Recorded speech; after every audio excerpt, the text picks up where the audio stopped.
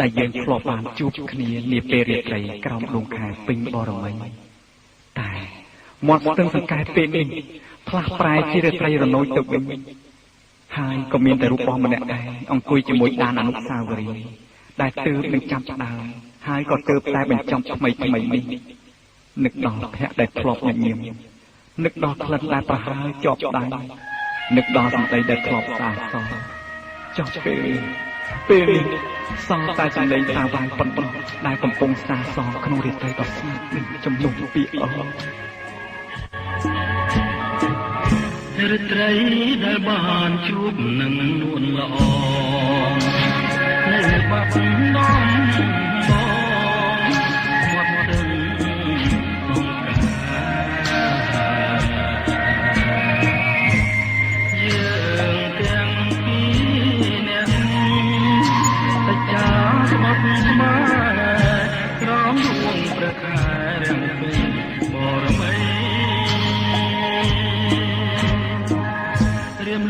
ដំដៃអោបក្រសោបកាយអូនព្រឹកត្រីស្ងាត់សូនដោយស្នេហ៍ភក្តីទាំងអើយទាំងអូនញញឹមមានន័យប្រហាក្លិនស្រីជាប់នឹងដៃ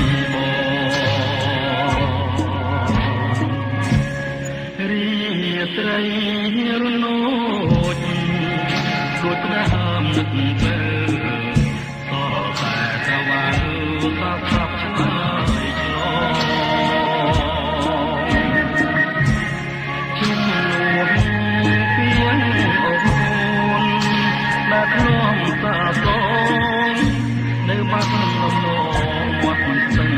សង្ការផ្ដាំតាមទឹកផ្ញើនឹកតាមខ្យល់ឲ្យឆោមនេះវិលមករកដូចរាត្រីកាលពេញមករមីខានេះទឹកសង្កែក្នុងបាត់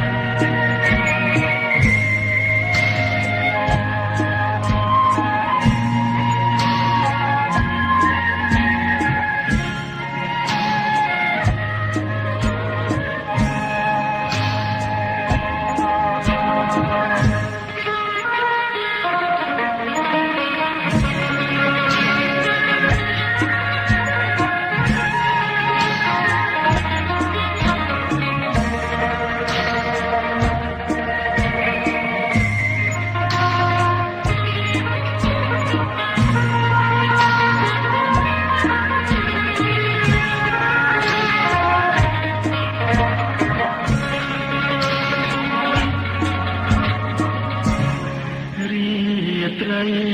រនោចគួតដើមនឹកទៅសតែតវ៉ាសាស្រាប់ឆ្លើយឆ្លងជុំនួនពីអូនដែលធ្លាប់សាសងនៅបាត់នំមាត់ស្ទឹងសង្ការសូមផ្ដាំតាមទឹកផ្ញើនឹកតាមខ្យល់ឲ្យឆោមនេះវិលមករកដូចរាត្រីកាលពេញមរមីខានេះស្ទឹងសង្កែក្នុងបាត់កំបោ